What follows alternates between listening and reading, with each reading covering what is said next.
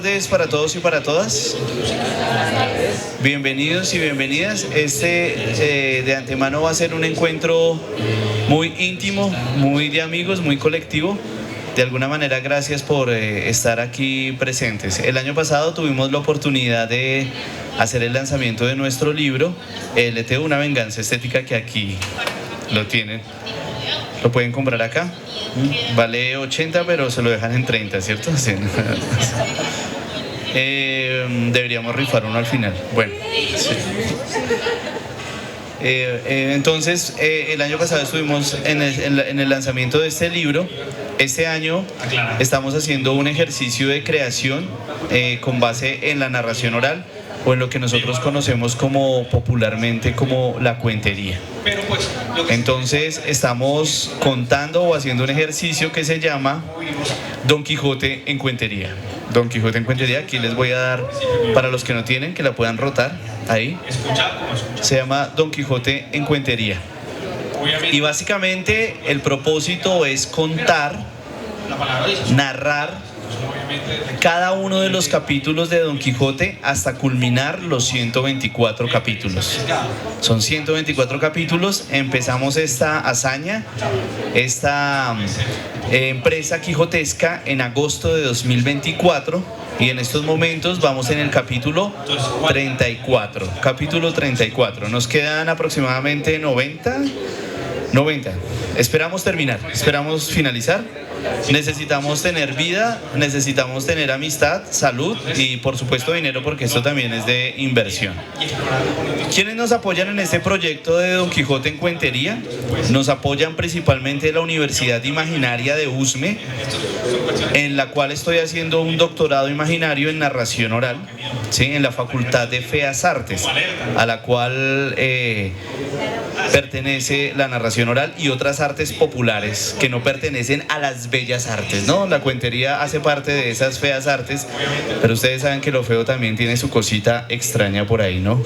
Entonces, estoy haciendo este doctorado desde hace 1 año y medio aproximadamente. Es un doctorado muy versátil, muy significativo, porque me ha permitido comprender las dinámicas de la narración oral de una manera, digámoslo que, decolonial, anticolonial, de una manera lúdica, de una manera estética, artística. Lo bacano de este doctorado es que no tengo que pagar semestre, o yo mismo me pongo el presupuesto. Entonces, digamos que es una cosa bien bacana, ¿no? ¿Cuánto vale un doctorado actualmente en una universidad? 17, 15 millones puede costar un semestre. Aquí usted en la Universidad Imaginaria de USME, usted mismo le pone el costo, y si quiere paga y si quiere no paga. Los profesores usted mismo los imagina, entonces usted los propone de acuerdo a sus intereses. Si el profesor le resulta a usted muy angustiante, usted pone el profesor tal como lo quiere. Tengo una compañera del doctorado que, como le gustan mucho los perritos, los profesores de ella son perritos. Entonces ella vive feliz con sus profesores del doctorado. Eso es. Invitados, invitadísimas a que pertenezcan a este doctorado imaginario en narración oral, el único que por lo menos está en Latinoamérica y en el mundo. Ya lo estuve googleando, ya lo estuve buscando en las IAs, en Gemini, en ChatGPT. ChatGPT me dijo que no conocía ninguno, pero que se le hacía que era un experimento de tipo social y artístico. Gemini sí ya dice que es una universidad imaginaria que está ubicada en USME y cuyo rector es Freddy Ayala. Entonces ya me puso, ya me asignó cargo. Es impresionante lo que hacen las inteligencias artificiales. Entonces nosotros, hablo de nosotros porque esto no es individual, esto es un ejercicio colectivo. Nos reunimos todos los viernes desde el mes de agosto a contar un capítulo del Quijote, pero lo hacemos de manera resignificada, es decir, lo contextualizamos, lo entendemos desde nuestra realidad, porque para nosotros Don Quijote de la Mancha no es solamente la obra del castellano, no es esta representación del idioma, sino para nosotros Don Quijote de la Mancha es la representación del ideal, esa lucha todos los días por levantarnos y por buscar nuestros sueños. Eso es Don Quijote de la Mancha, luchar por nuestra vida. Y básicamente lo que hace Don Quijote de la Mancha es imaginarse que es caballero andante, porque en últimas no está loco, no lo está. Don Quijote de la Mancha se hace el pendejo realmente.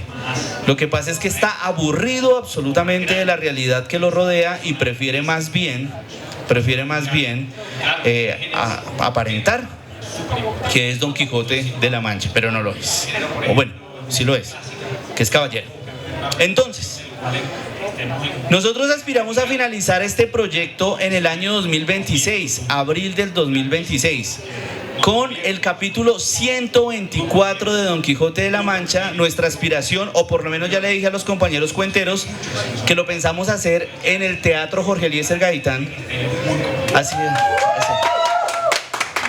Me encanta cómo me creen. Así es como Don Quijote le prometió a Sancho una ínsula. Es exactamente lo mismo. Yo les prometí a ellos el Jorge Eliezer. Si no se puede el Jorge Eliezer, gracias, allá, muchas gracias.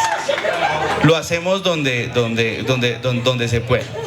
Entonces, el objetivo al final es presentar una obra, ¿sí?, que resuma estos 124 capítulos de Don Quijote de la Mancha. A esto se han unido artistas plásticos. Entonces tenemos obras de arte. Ustedes dirán, ¿qué es esto? Esto es básicamente obras de artistas plásticos que nos están acompañando. El objetivo es reunir también 50 obras de arte que giren en torno al concepto de Don Quijote en cuentería. Tenemos esta primera obra que es de David Pedreros, estudiante y maestro de la Facultad de Artes ASAP, cuya obra le ha nombrado La Leyenda de la Mancha. Es un artista excelente y ha hecho este trabajo que lo pueden aquí ustedes observar. ¿Me haces un favor para que no se me caiga eso? Mira. ¿Qué tal? Pero al médico pensaba que era una fotocopia. No, eso no es fotocopia, eso es trabajo ahí. Otra vez, qué pena contigo. Sí. Tenemos a este Quijote, que es forma alcancía. ¿Se pueden? Es una obra aquí del compañero, ¿sí?, de Daniel Benavides, también artista de la Facultad de Artes, ¿sí?, que nos ha hecho este Quijote alcancía. No lo he abierto. Reunimos dinero porque obviamente esto tiene que ser un proyecto sostenible. La entrada es libre todos los viernes, pero tratamos de reunir dinero para poder alquilar el Teatro Jorge Eliezer Gaitán. El costo es de 22 millones de pesos. Tenemos en estos momentos 100.000. Pero lo vamos a lograr. Lo vamos a lograr. Esta obra es de Catherine, Milena Catherine. Aquí está presente con nosotros, que nos presenta Don Quijote y Sancho Panza en el Restrepo. Los que viven en el Restrepo por lo menos han visitado sus moteles. Sabemos que es un lugar muy acogedor, ¿no? Uno va al Restrepo a comprar zapatos y a los moteles, ¿cierto? Sí. Con la clase popular, ¿no? La clase popular. Y a comprar zapaticos. Y tenemos una obra que es obra sorpresa. Entonces te invito, Caterina, a que la abramos aquí entre los dos. Me encanta esa energía tan bonita. Entonces el objetivo es reunir 50 obras de arte. Unas las compro, otras me las obsequian. La gente dirá que yo tengo mucho dinero, realmente no lo tengo, sino que ahí lo que hacemos es buscar y buscar. Entonces, el objetivo es reunir 50 obras y pues bueno.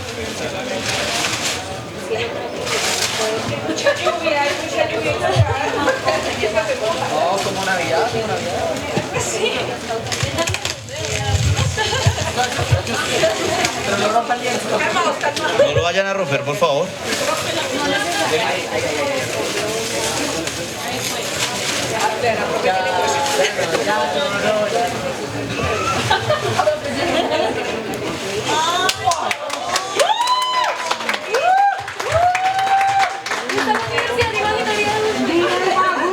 Bravo, mira, aquí está la Universidad Imaginaria de Usme. Aquí está el Teatro Goyenechus, que también ha sido importante en esto de la narración de Don Quijote en cuentería.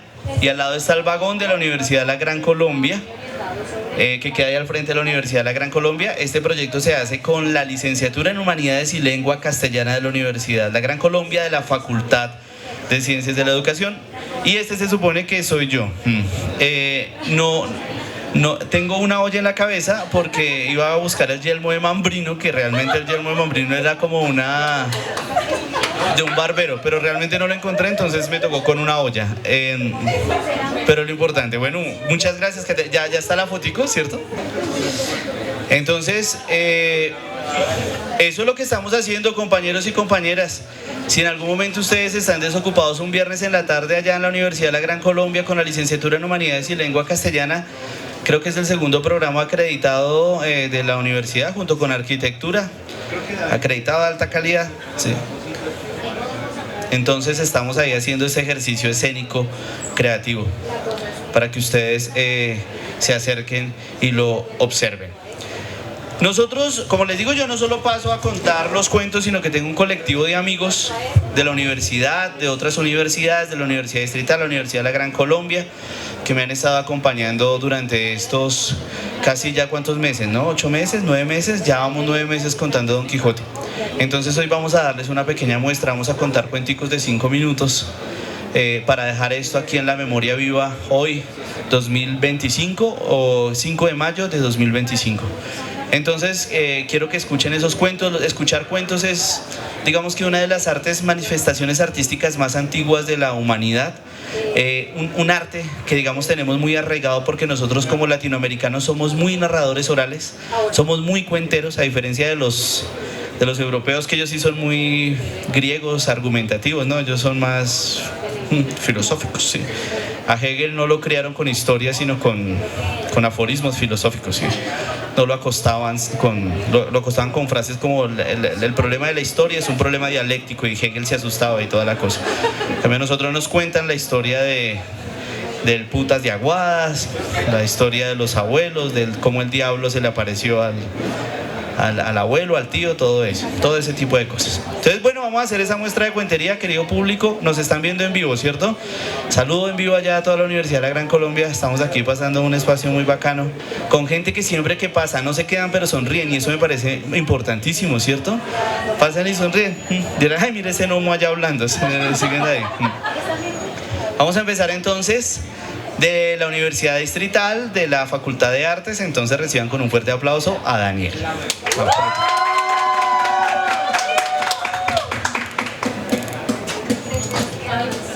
Confía en el tiempo, que suele dar dulces salidas a muchas amargas dificultades. Es una hermosa frase, bonito dejarla en este...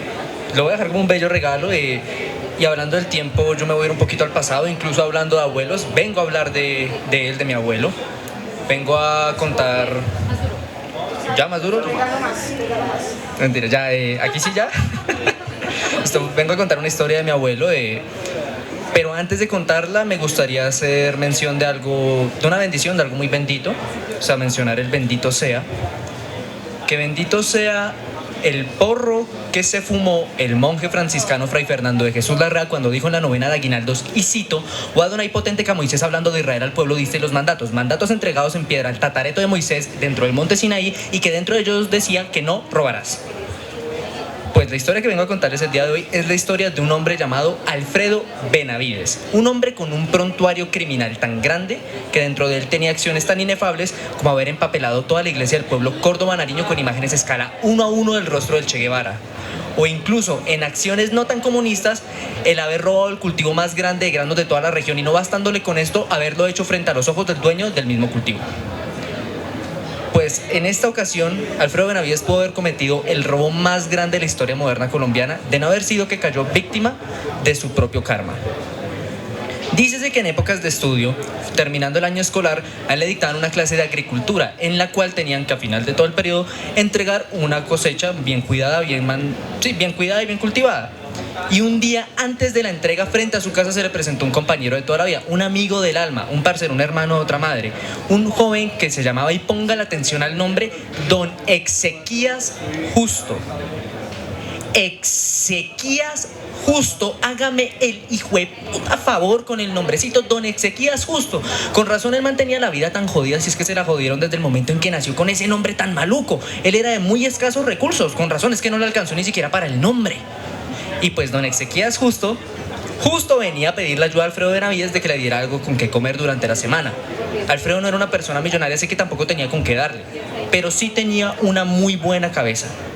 Así que en ese momento su cerebro fue iluminado por una idea que solo se le pudo haber ocurrido a los mismísimos atracantes del Banco de Valledupar, en el cual el plan consistía que llegada la noche y todo el pueblo estuviese caído bajo los brazos de Morfeo, se infiltrarían dentro del colegio y robarían alguna de las cosechas de otro estudiante. Y así como se planeó, se ejecutó y terminó por completo a la perfección. Al día siguiente Exequías estaba rebosante de alegría, tenía con qué comer una semana más. Pero lo que pudo haber sido el mejor atraco de la historia moderna colombiana se fue al demonio en el momento en el que Alfredo Benavides, al llegar a su colegio, se dio cuenta que sus poderosas, vigorosas, hercúleas, divinas lechugas romanas habían sido robadas por, a palabras suyas, algún gran pendejo vividor que le jodió la materia. Grande fue su sorpresa al darse cuenta que ese gran pendejo vividor que le jodió la materia era él mismo. Pues durante la noche y gracias a la confusión causada por la oscuridad, en vez de robar a cualquier otro compañero, se robó a sí mismo. Y es ahí donde termina la historia, con el pobre sin lechugas y con una materia perdida, y yo sin poder dormir durante varias noches pensando una sola cosa: si la Biblia, que te dice que no robarás, pero que también dice que ladrón que roba ladrón tiene 100 años de perdón, ladrón que se roba a sí mismo, ¿qué hijo de putas obtiene? Muchísimas gracias. Esta es la historia de Alfredo y sus lechugas. Yo soy Daniel el Chivo Benavides. Muchísimas gracias.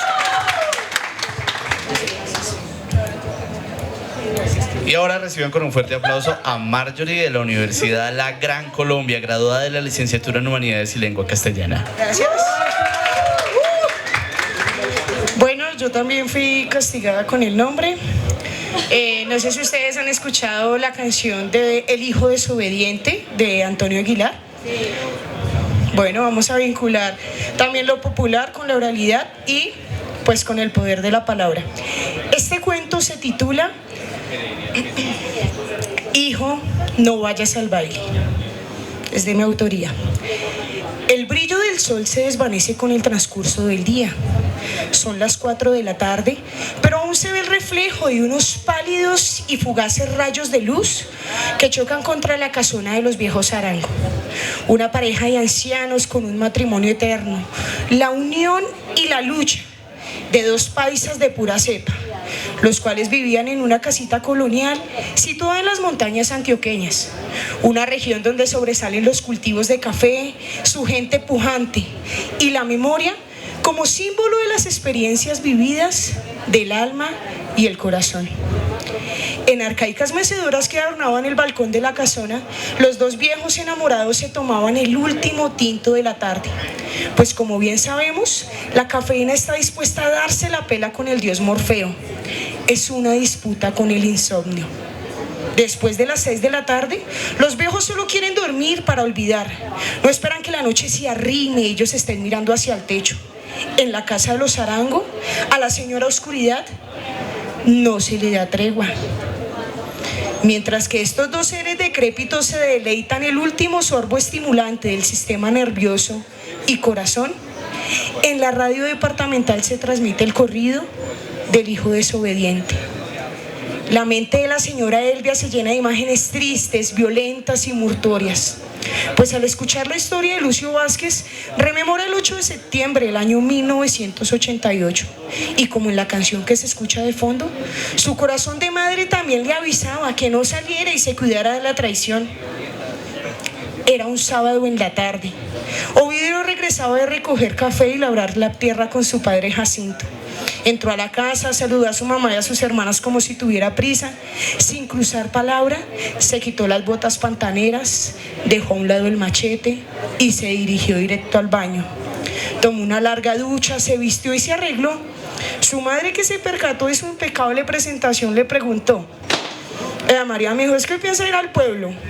Él de inmediato contestó: claro, mamá, hoy se finalizan las fiestas del municipio y vamos a ir con los muchachos. La señora Elvia lo ve feliz y le dice: tenga cuidado, mijo, usted sabe que en el casco urbano, después de las 10 de la noche, salen los demonios. Usted y yo sabemos de quiénes estamos hablando. El joven le dice: tranquila, mamá, confía en la gente que está para proteger al pueblo.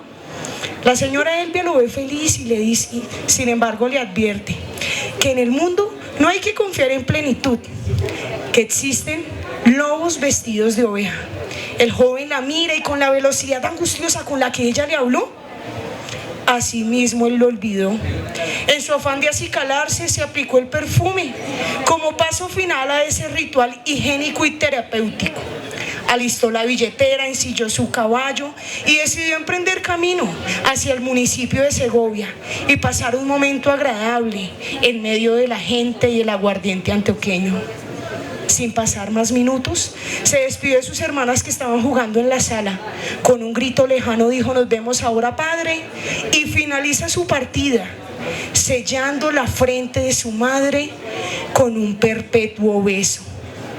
Ella le dio la bendición, lo despidió y con voz fuerte le indicó: "No dejes que te lleguen más de las 11 de la noche, te espero y no seas desobediente".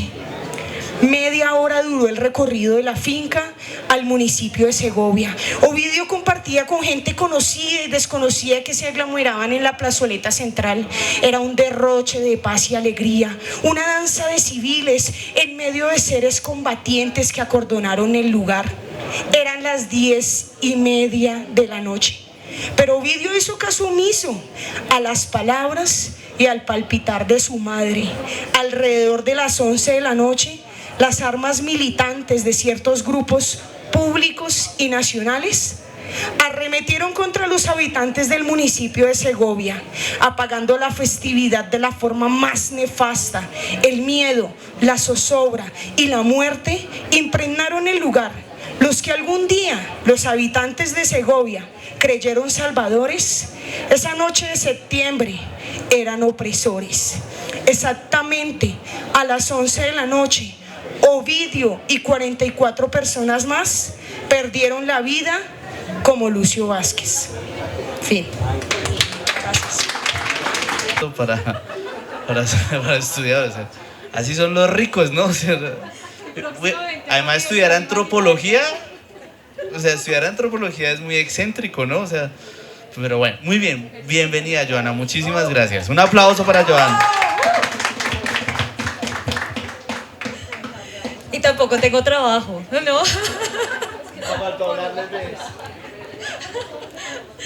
Bueno, el otro día estaba leyendo un artículo sobre perritos ferales. Los perritos ferales son aquellos perritos que, debido al abandono de algunos seres indeseables, tienen que aprender a vivir solitos, aprender a vivir por su propia cuenta. Ellos se organizan en manada, empiezan a cazar en jaurías, y de hecho hasta reclutan otros perritos de la calle.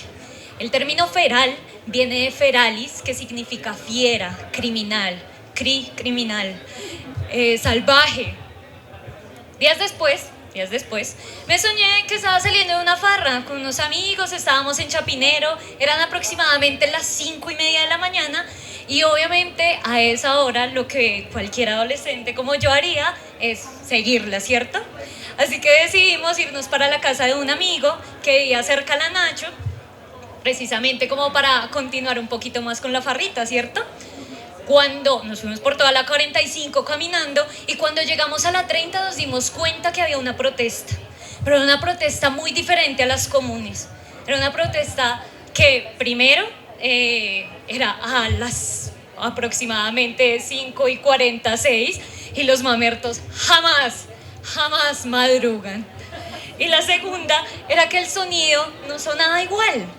Y claro, cuando nos dimos cuenta, cuando nos acercamos, no eran personas las que estaban protestando, eran unos perritos que se notaba que habían tenido una vida bastante difícil. Unos perritos que se veían muy demacrados, que se les notaban los huesitos sobresaliendo por su cuerpo, que tenían cicatrices en la cara, que le hacían falta pedacitos de oreja o pedacitos de rabito. Unos perritos que se notaba que les había tocado muy duro en la vida. Seguimos caminando, atravesando la 30, aprovechando que los buses estaban parados para no tener que subir el puente, y rodeando un Transmilenio se nos acerca un perrito. Y está, un perrote, porque era una cosa gigante, y estaba de pie con sus 4 patas súper firmes, con las orejas súper levantadas, mostrándonos los dientes, con los ojos súper dilatados. Y a pesar de todo el miedo que yo tuve, lo único que se me ocurrió hacer fue bajar a su nivel y acercarle mi mano para que la abriera, para que se diera cuenta que yo no era una persona mala y que no le iba a hacer daño. Y ¡ah! Me mordió. No, no me mordió, pero sí me lanzó un mordisco que quedó a 1 centímetro de mis dedos, y aprovechó ese momento para olerlos, para darse cuenta que yo no era una persona que le iba a hacer daño. Por favor, el grupito de allá. Para darse cuenta que yo no le iba a hacer daño. Y logré ver en sus ojos negros, en sus ojos bellísimos, cuál era la razón por la que estaban protestando en ese momento.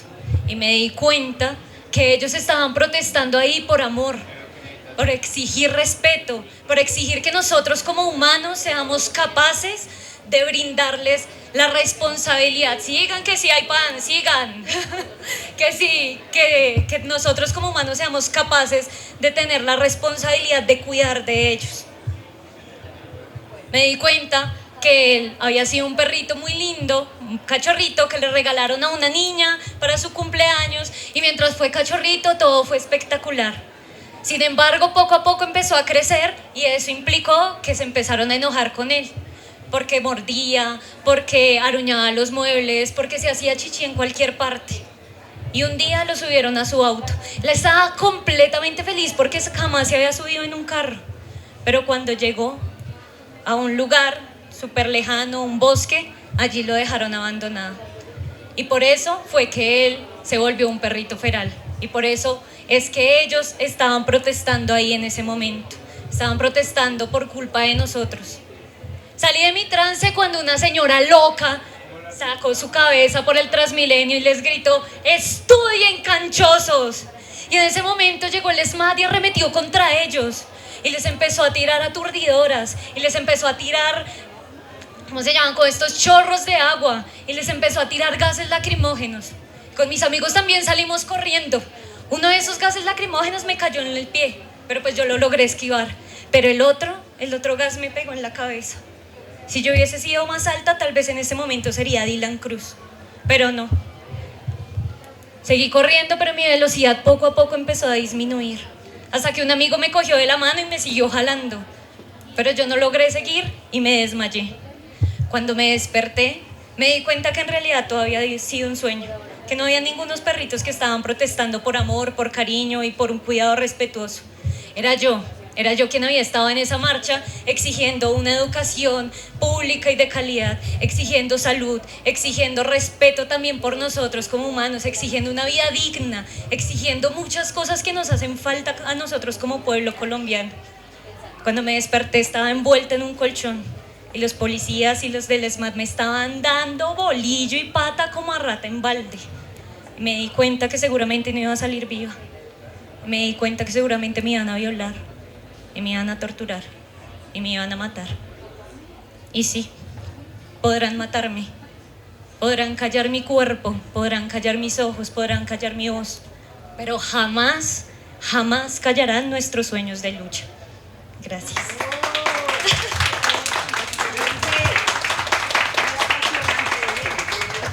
Bueno, muchas gracias, Johanna, gracias. Gracias a los que están escuchando. La narración oral tiene una cosa bonita, y es que es un arte casi que el 50%, incluso el 60 al 70% depende de quien escucha. Si no hay quien escuche, definitivamente no hay narración oral, no hay cuentería. Dice Walter Benjamin en su texto El narrador, allá en el año de 1936, que la narración particularmente transmite algo que es experiencia y sabiduría, y que creo que eso está en los 3 textos que hasta el momento hemos escuchado. Muchísimas gracias de antemano por sus oídos y por su escucha. Seguimos aquí escuchando cuentos en esta tarde aquí en el stand de la Universidad de Gran Colombia. Johnny, yo tengo voz también para promocionar restaurantes y todo, ¿cierto? ¿No? Entonces, profesor, y donde me llegue a quedar sin empleo, de una también tengo la otra posibilidad. Ahora recibamos con un fuerte aplauso de la Escuela Superior de Administración Pública. No, de Cúcuta. Me dicen que es Cúcuta, Neiva, Bogotá, ¿cierto? Una cosa así. Recibamos, entonces esta es la parte internacional de la tarde de cuentos de hoy, desde Cúcuta. Sí, porque Cúcuta es Venezuela prácticamente, ¿cierto? Un aplauso para Connie. Buena presentación de Timanahuila, Cúcuta y bueno, ahorita Bogotá. Para mí es un gusto estar con ustedes hoy. Y esta historia comienza en un mundo muy, muy lejano con un rey. Este rey había escuchado que existió un mago y como todo rey quiere todo lo bueno. Así que mandó a llamar a ese mago y le dijo que si era cierto que era el mago poderoso que todo el mundo decía. Pero este mago dijo que no, que él simplemente lo que hacía era hacer reír a la gente. Así que al rey no le gustó esto, simplemente le dio una botellita de vino y lo mandó para su casa. Mucho tiempo después volvió este supuesto mago, diciendo que emprendería un viaje muy lejano y que se quería despedir de este rey. Así que el rey acomodó una cena, pero en la mesa era como de aquí hasta de donde estoy parada hasta allá. Y era tanta cosa que tenía chocolate, pollo, arroz, fresas, bueno, todo, hamburguesas, perros, todo lo que ustedes puedan imaginar estaba en esa mesa. Entonces el mago se dio cuenta que este rey no era tan malo como creía. Así que le dijo que él quería hacerle un truquito de magia, que simplemente necesitaba una servilleta y unas tijeras. Fue así como le trajeron las servilletas y las tijeras y él poco a poco comenzó a cortarlas en forma de mariposa y en forma de abeja. Y luego, después de un momento a otro, cuando ya tuvo suficientes, este mago sacó su artefacto mágico. Este artefacto me lo prestó para este cuento.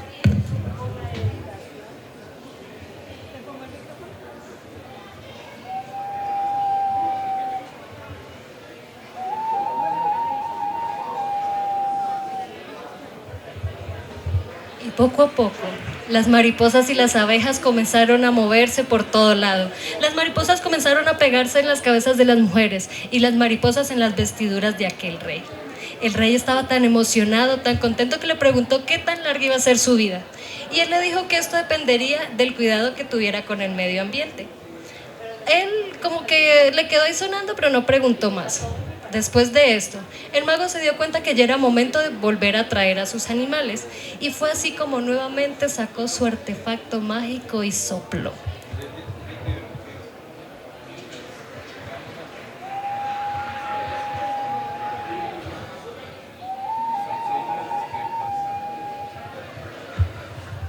Y de nuevo, las mariposas y las abejas volvieron a adherirse en aquella tela. Pero entonces el mago se dio cuenta que en un extremo había un pedazo en blanco. Y así que le preguntó que qué pasaba con esa mariposa que tal vez podía estar ahí. El mago le dijo que esta tal vez era capturada por alguien de su reino y que así regresara ya no tenía el mismo color de antes. Pues los animales cuando ya son capturados y regresan, no son igual. Después de esto, a la mañana siguiente, aquel mago se fue. Y al rey le quedó sonando lo que él le dijo. Así que él comenzó a averiguar de qué manera podía cuidar al medio ambiente. Y así comenzó a llevar todo este conocimiento a todo su reino. Se dice que aquel reino fue el que más cuidó la naturaleza. Pero entonces un día apareció un hombre que pensaba que los animales se veían más bonitos sobre la chimenea que en su hábitat. Y esta enfermedad comenzó a propagarla a todos los demás hombres. Fue así como el rey, sin ni siquiera sufrir ningún tipo de enfermedad, murió.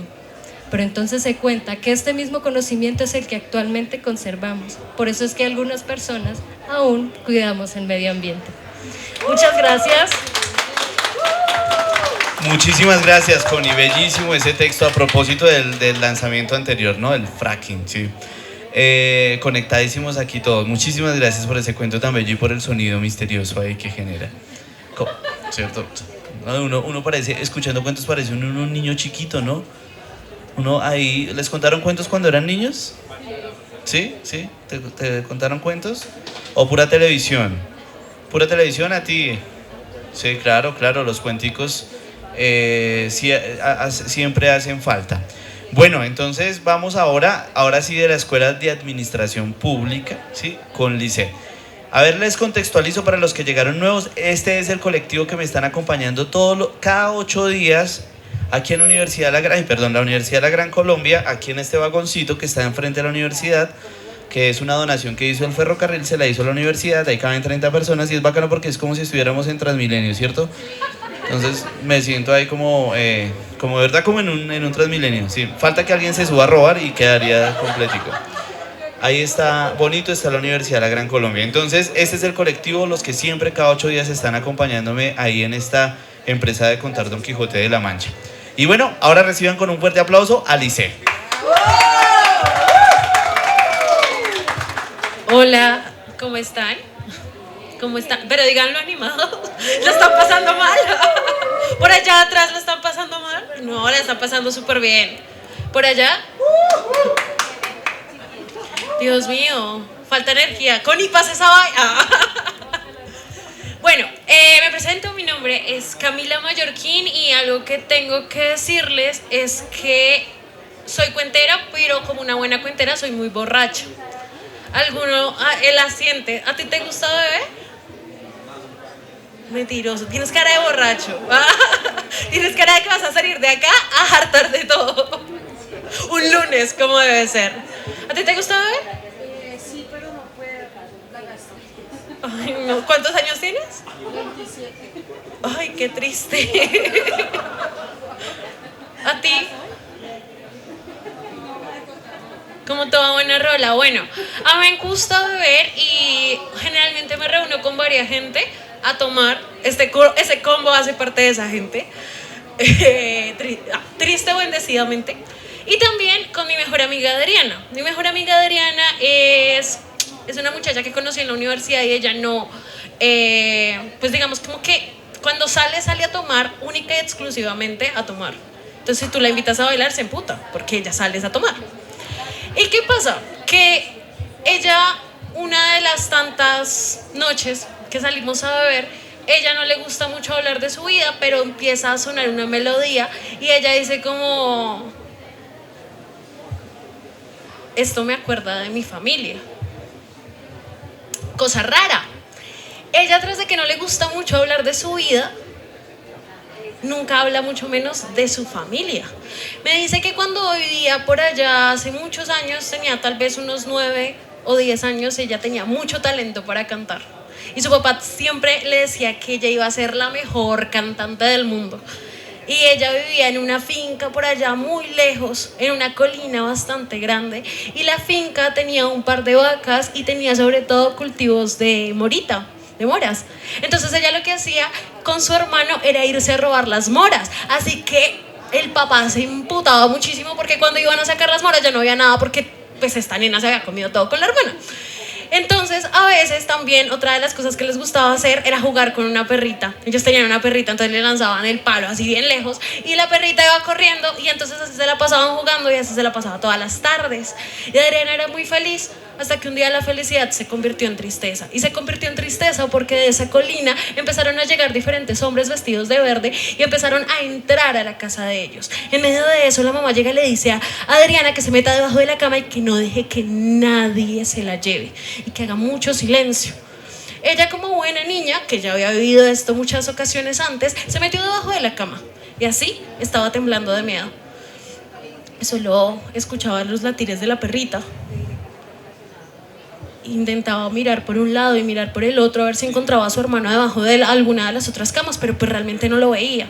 Cuando en medio de eso había un silencio que se podía romper y se rompió efectivamente con un ¡pa! ¡Pa! ¡Pa!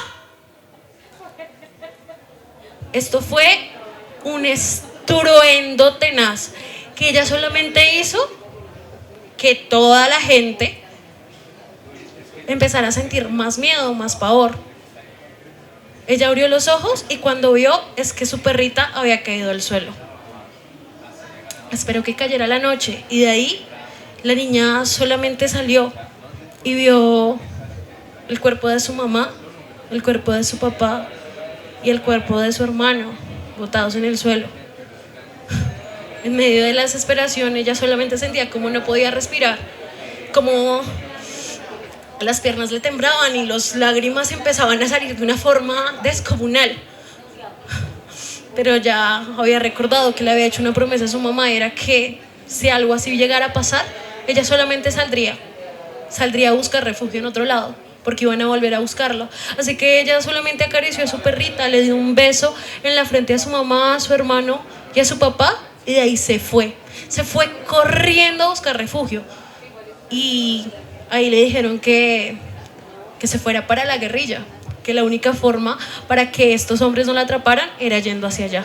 Ella no entendía muy bien qué era eso, pero aún así fue, se reclutó y ahí vivió sus años de juventud, sus años de adolescencia, hasta que en un momento se firmó un tal tratado de paz y la mandaron acá a Bogotá, y así fue como llegó. Empezó a estudiar en la Escuela Superior de Administración Pública, algo que realmente ella no entendía mucho, pero que después de todo le habían dicho que daba mucha plata, que había era que arrimarse a un político que la ayudara. Ella no entendía muy bien qué era eso, pero pues hagámosle que eso no pasa nada. Y así fue como nos conocimos, y así fue como empezamos a tomar, y así es como ella cada vez que se emborracha canta una canción. Yo vivía en el campo, tenía una perra, sembraba mora y andaba a pata. Tenía mi pinta y tenía mi alberca y tenía talento para la cantada. Muchísimas gracias. ¿Qué tal? ¿Qué tal? ¿Cómo están los cuentos? ¿Cómo los han visto? ¿Cómo los han sentido? Qué bueno. Muy bueno, ya nos estamos aproximando a la parte final. Muchísimas gracias a cada uno de ustedes por sus historias, por su acompañamiento. Sí, siempre durante estos 8 días el objetivo es que logremos culminar este Quijote en Cuentería en el año 2026 y lo logremos hacer así con todas las de la ley. Terminamos entonces, vamos a escuchar aquí al compañero, creo que nos podemos poner a dialogar, a conversar, a charlar, que ha sido el caballero, el cuentero al que el primero le dije, ¿sí? ¿Qué tal contar Don Quijote en Cuentería? Y él me dijo, sí, de una, y he estado desde el primer capítulo, acompañándonos desde el primero.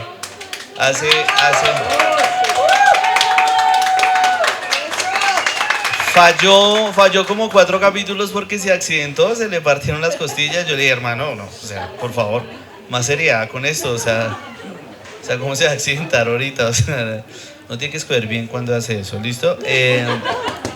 Pero aquí está con nosotros y vamos para finalizar estos últimos 15 minutos, a conversar y a charlar y a contar como anecdóticas que nos han sucedido aquí con esto Don Quijote de la Mancha.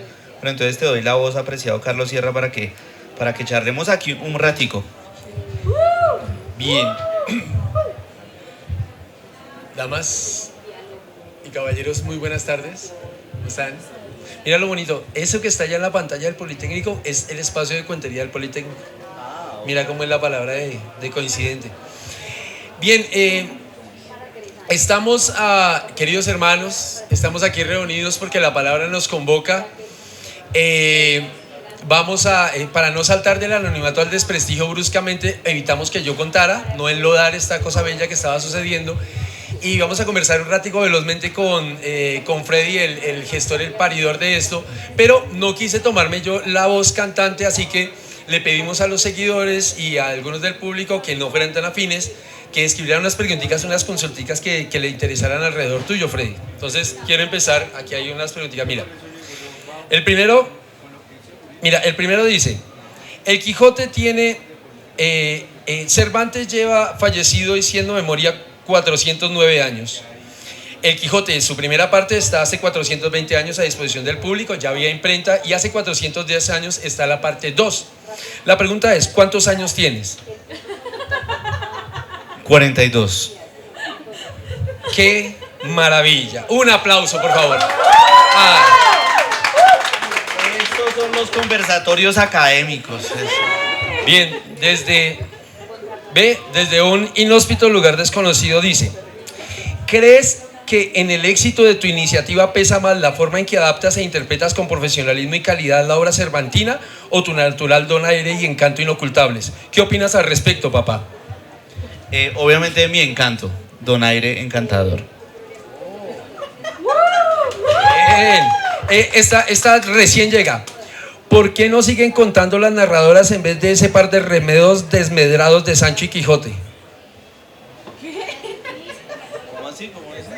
Mira, ¿por qué no siguen contando las narradoras en vez de ese par de desmedros remediados de Sancho y Quijote?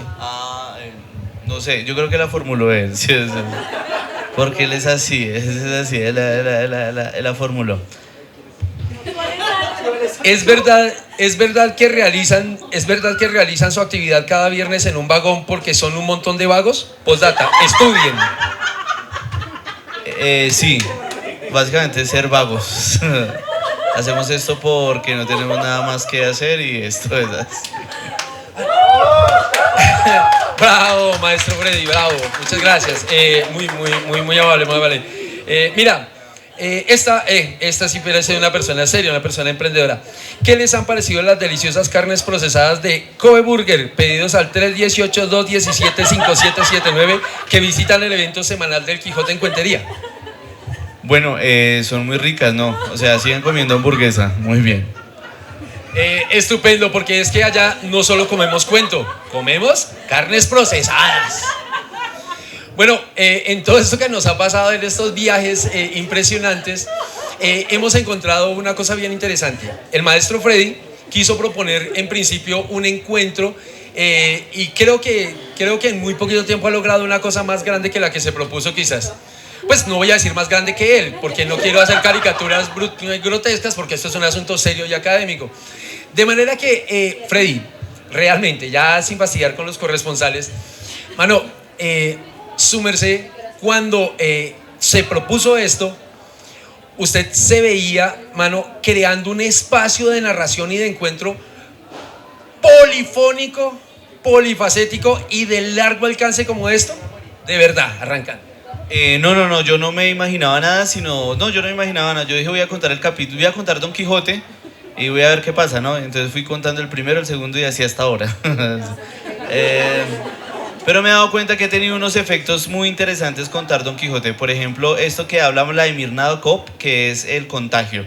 No, además uno de contagiar virus, uno también puede contagiar la lectura, la literatura, la narración oral. Entonces, por ejemplo, que el camarógrafo, el compañero, ¿cierto? El que también ha estado presente con nosotros ahí desde... Me diga Freddy, yo ya voy en el capítulo 50 y tantas, ¿sí? No, creo que no lo había leído, no, y se adelantó sencillamente para saber qué era lo que venía. Entonces, eso ya es un contagio impresionante. Sí, hay gente que dice, no, yo comencé a leerlo, pero la mayor hazaña ha sido con mi hijo. Mi hijo tiene 8 años de edad, 8 añitos de edad, y la semana pasada... durante el marco del Día del Idioma le preguntaron que cuál era su libro preferido. Entonces mi hijo escribe, yo no tengo un libro preferido, yo tengo una obra y se llama Don Quijote en Cuentería. Escribe así mi hijo. Entonces la profe le dice, pero papito, Don Quijote en Cuentería no es cuentería, sino eso es un libro por allá de 1600. Entonces mi hijo me cuenta y yo le digo, no papito, a la profe le falta es calle, le digo así, ¿no? Lo que le falta es más plaza popular. Mi hijo fue y le contó eso a la profesora y la semana pasada estuve allá en citación. Yo aproveché y le saqué y la invité a que fuera a ver Don Quijote en Cuentería. Entonces ustedes ven a mi hijo que está jugando todo el tiempo a Don Quijote de la Mancha, sin decirle lea Don Quijote de la Mancha, está disfrazadito jugando. Yo le digo, papito, ya llevamos 6 horas jugando, mi amor, ya puedes tranquilizarte un poco. Entonces lo que más me ha parecido así a propósito de Vladimir Nabokov es el contagio, que la gente termina contagiada. Entonces me parece bonito, hasta el pequeñito, hasta el de 2 años, Don Quijote de la Mancha, dice él. Sí, lo que hacen los libros es una cosa bellísima. Entonces yo no me imaginaba esto, pero la cuestión es que sí ya se está generando como un contagio, y por lo menos eso me está haciendo a mí muy, muy feliz. Hace un tiempo iba en la moto por el centro y me caí, me tropecé. La moto me cayó encima. Un señor se acercó a ayudarme, una señora también, no sé por qué, me dio una fruta, no sé por qué, yo tirado ahí me dio un mangostino. No sé qué tiene que ver el mangostino, pero me lo dio. Yo ahí tirado ahí debajo de la moto. Sí. Me dio rabia, pero después me acordé de las frases de Don Quijote, ¿no? Las heridas o los golpes antes de quitar la honra la otorgan. Entonces me puse feliz y seguí montando en mi moto golpeado y todo. Pero yo creo que Don Quijote le da a uno una especie de nihilismo creativo, una fuerza, una emoción, ¿no? Como el fin de semana, ¿cierto que digamos, sí. Pongo a manejar al caballero y no sabía manejar, ¿no? O sea, yo creo que él se las daba a Don Quijote de la Mancha, sí. Carretera Bogotá-Villavicencio. Pero bueno, no es así. Entonces Don Quijote de la Mancha tiene esa maravilla. No sé si doy con la respuesta. Sí, indudablemente, no con una coherente, pero indudablemente es una respuesta. Muy bien. La obra de Cervantes ha sobrevivido 400 y tanto de años, ha sobrevivido a la quema nazi, sobrevivió al neoclasicismo, sobrevivió a la crítica mordaz. Yo creo que va a sobrevivir a tu trabajo que estás haciendo con él. Tenemos todos fe en esto y lo deseamos profundamente, y también deseamos que esto trascienda al Quijote. Ya en los capítulos 2 y 3 uno no creía mucho, pero ya cuando se parece el 30 y pico y uno ve el siguiente 23 de abril, como ya que pasó el anterior y que ya el siguiente es el del Jorge Eliezer Gaitán, así sea en el andén en la séptima, ¿cierto? Estamos apoyando para que la iniciativa se vuelva de literatura y brinquemos del Quijote a los Kamarasov o qué sé yo, una cosa así, Lolita, en fin. Entonces, me parece muy interesante centrar, invitar a que veamos cómo esto del Quijote en Cuentería no porque sea poca cosa, sobrepasó el asunto del Quijote, porque ahora es un encuentro de muchas voces que ya solo se relacionan con el Quijote en lo narrativo, y ni así, porque hemos encontrado gente exponiendo textos líricos, haciendo artes plásticas. Entonces esto ha sido una erupción, un contagio, una neopandemia de espíritus expresándose de la manera más desinteresada, bonita, generosa, la generosidad. Bien, para cerrar esto en lo que nunca debí intervenir para no mancharlo, vamos a invitarlos a las invitaciones. Uno, a que vayan, están por ahí los separadores de libros, Feria Libro, separador de libro, muy coherente, que están hechos también muy a lo quijotesco. Entonces tienen dirección física, pero no tienen dirección de internet, no hay a dónde escribirle al señor. Y estamos tratando de hacer una red de amigos, pero no tienen nada de redes sociales ahí. Solo dice vaya a la calle tal con carrera tal a tal hora. Parece una cita de los 60. Lo cual pues está funcionando muy bien, porque así funciona el Quijote, así eran los tiempos de Cervantes.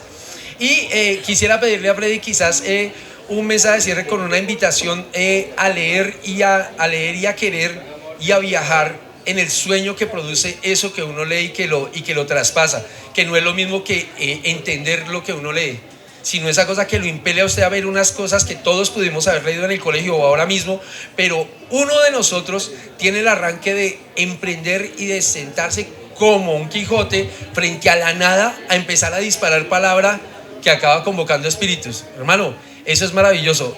Háblenos de ese impulso y cierre con una invitación bien bonita, porque ya nos están haciendo ojitos. Creo que es para que me echen a mí, pero pues digo yo pues en general. Bueno, es que hay tantas cosas bonitas que suceden en Don Quijote de la Mancha, tantas cosas realmente hermosas. En estos momentos me llega a la imagen, al cerebro, a la cabeza, la parte en que Don Quijote tiene un enfrentamiento, cae tirado al suelo y llegan dos vecinos a levantarlo y él los confunde con caballeros de sus libros. Entonces les dice así los nombres y el tipo le dice que es un granjero. Yo no soy eso que usted está nombrando y usted tampoco es ese caballero que usted está diciendo que es. Y Don Quijote, mirándolo a los ojos, le dice: es que yo sé quién soy y sé quién puedo llegar a ser. No, esa respuestica, una maravilla. Como en la respuesta que en Bolívar soy yo, no sé si vieron Bolívar soy yo, esta película de colombiana, cuando Manuelita Sáenz se supone que se va a llevar a Bolívar, que está loco, que se cree Bolívar, y van por allá en un barco, y Manuelita le dice: venga Bolívar, ¿por qué no nos vamos para Europa y iniciemos una nueva vida? Y Bolívar la mira y le dice: ¿en serio usted cree que yo soy Bolívar? Ese tipo se murió hace muchos años. Entonces la vieja queda así como... A lo que voy es que realmente Don Quijote no está loco, se está haciendo el pendejo. Lo que pasa es que creo que la realidad lo entorpece tanto y le genera tanta tristeza que prefiere más bien vivir en la locura, que es lo que pasa constantemente cuando va en su viaje con Sancho. Una cosa importante también es el valor de Sancho Panza, que Sancho Panza es supremamente leal, ¿no? Es absolutamente leal, porque no todo el mundo es Don Quijote, Don Quijote, Don Quijote, Don Quijote. Pero es que ese amor que tiene Sancho Panza, además que todo el tiempo le está advirtiendo, él es la parte materialista de la obra. Cuando a lo lejos ven pues estos gigantes, mira, le dice Don Quijote a Sancho Panza, que lo que veo allá no es sin lugar a dudas una de las mejores hazañas que vamos a tener. Eso que ves allá no es nada más ni nada menos que unos gigantes. Y Sancho Panza: pero vuestra merced, Yo no es por molestarlo, pero lo que sea vaya no son unos gigantes, sino son unos molinos de viento. Y pues Don Quijote le dice, claro, es que como sientes miedo. Y lo que hace es irse a enfrentarlos y caer y le cogen del calzón y lo terminan derrumbando y hasta que se le acerca Sancho y le dice, ¿sí ve? Yo se lo advertí, vuestra merced. Yo se lo advertí que no eran ningunos gigantes sino unos molinos de viento. Y así es todo el tiempo. Sancho Panza es esa parte materialista que todo el tiempo le anda a uno advirtiendo de la realidad. Yo no sé la relación siempre con mi esposa, ¿sí? ¿No? Porque ella es como que me está advirtiendo, ay papi, mi amor. Ahora es que voy a contar todo el Quijote, ay papi. Papi, que no trabajas, mi amor. ¿Sí? O sea, ¿qué sacas con eso? Sí, o sea, no voy a hacer eso. Entonces es que ella como que le advierte a uno, es la parte objetiva. Y si Don Quijote no estuviera con Sancho Panza, Don Quijote ya estuviera muerto, porque él casi que le advierte siempre esos lugares. Y se han metido en unas pero tremendas. Otra cosa fascinante son las historias dentro de las historias que ocurren en la novela. Uy, una historia que me fascinó, la historia de Marcela y ¿cómo se llamaba el otro? Grisóstomo, Marcela y Grisóstomo. Uy, cuando yo ese capítulo, porque Grisóstomo se enamora de Marcela, pero así obsesionado, un pastor obsesionado. Marcela era menor de edad, tenía 14 años tenía Marcela, pero en el 1600 pues 14 años ya estaba para casarse, porque incluso el tío le dijo, mamita, usted ya está para casarse, usted ya está para el matrimonio. Pero el tío le dice, a diferencia de todos, yo la voy a poner a usted a escoger, ¿qué quiere? Le dice a Marcela, y Marcela le dice, pues tío, honestamente yo no me quiero casar, mi sueño es ser pastora, ir allá a pastear ovejas. Y el tío le dice, bueno mamita, lo que usted quiera. Y la deja ir allá a estar detrás de las ovejas. Y se la pasa ella con todas las ovejitas hasta que llega Grisóstomo y se enamora obsesivamente de ella. Y como ella no le pone atención, pues el tipo se mata, se suicida.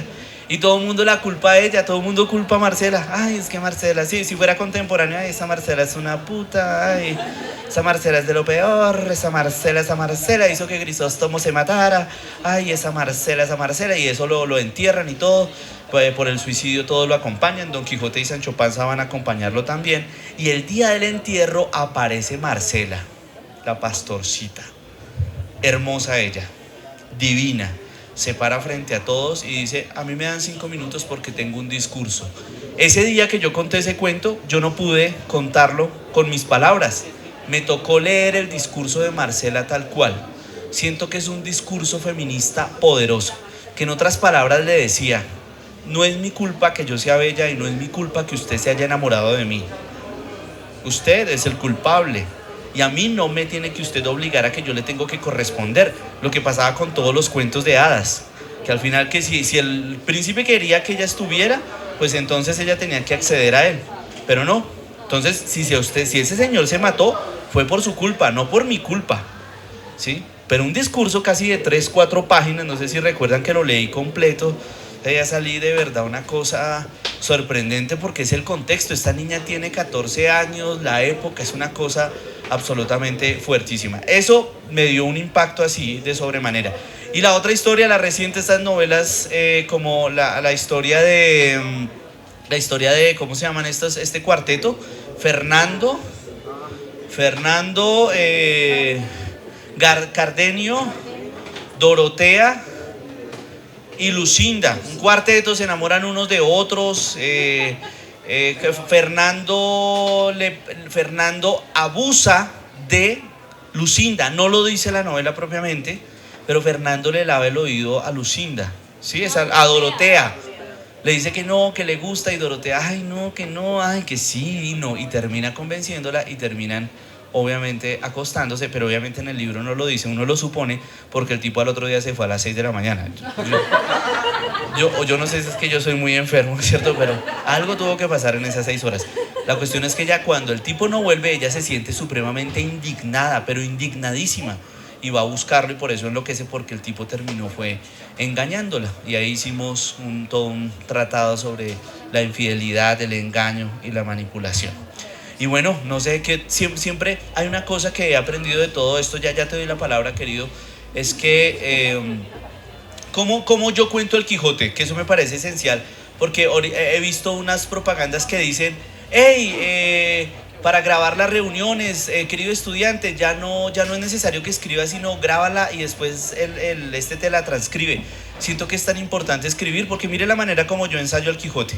Yo lo leo el domingo, por ejemplo, leo el capítulo el domingo, me lo imagino y el martes lo que hago es escribir las líneas principales del capítulo para después tomar el cuaderno y ya con eso poderlo expresar. Pero resulta que yo no tengo que volver al cuaderno, sino que el proceso mismo de escribir ya es un proceso de memorización que todo el mundo sabe, menos yo no sabía, ¿sí? Pero la importancia de escribir a mano, todo el mundo los pedagogos me dicen, pero sí, eso es así. Sí, pero yo no sabía. Yo pensaba que uno tomaba apuntes para después volver a ese apunte. No, uno toma ese apunte porque en ese proceso ya está generando un proceso cognitivo. Entonces yo ya no tengo que volver al cuaderno porque ya todo quedó ahí. O sea, me ha parecido últimamente importante y ahora a todos mis estudiantes les voy a poner a escribir a mano porque es impresionante todo el proceso que genera. Y después ya llega el ensayo y ya viene el ensayo que aparte de los sueños también me aparece. Ensayo también con mis hijos. Mi hijo, por ejemplo, el de 8 añitos, ese es fans, ve todos los videos en YouTube y toda la cosa. Cuando hay groserías me toca explicarle, ¿cierto? Que eso no se dice, papito. Y ya se cuenta y así sucesivamente. Bien, es que con nuestros corresponsales, permítame ver el cable, joven. Uy, sí alcanza. Tenemos una pregunta desde aquí me confirman. Sí, conectando desde estudio, sí, adelante. Muchas gracias, aquí desde estudio para nuestro querido profe Freddy Ayala y para toda la audiencia de Radio Amiga que está en vivo. Nos encanta la obra, la hemos seguido a través de redes y poder estar más adelante en esa coproducción ahí de su trabajo. Y una simple pregunta como para cerrar, en caso de que los personajes de esta gran obra, en especial alguien que fuera presidente y el otro vicepresidente, para Sancho, ¿cuál sería su primer dicho? Y para nuestro querido caballero, ¿cuál sería su primer trino como presidente? Muchas gracias.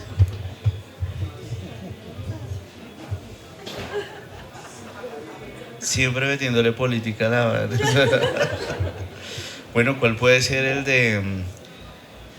Yo creo que el de Don Quijote sería... Bueno, el de Sancho.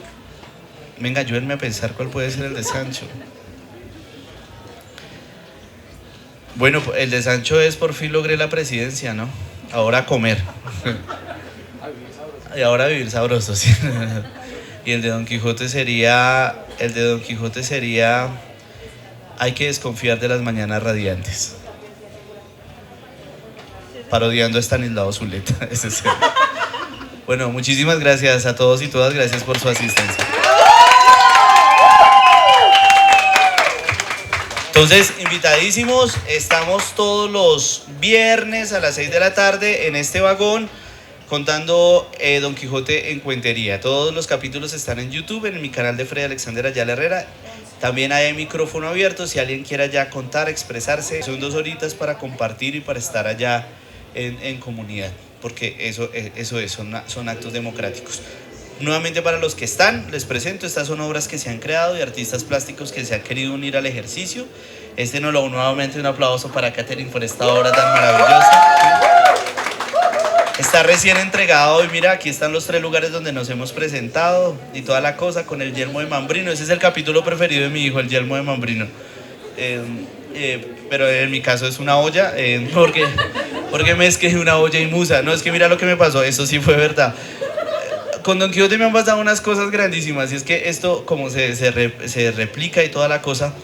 Me escribe un tipo por Facebook, hey hermano, yo soy coleccionista de Don Quijote. Y yo, tengo muchas cosas que de pronto a usted le pueden interesar. Me invitó a su casa por allá en la central. Yo sí soy como bien vagabundo, ¿no? Fui todo, accedí todo. Fui allá, entré a la casa. Cuando entré, el tipo me echó candado. Yo dije, Dios mío.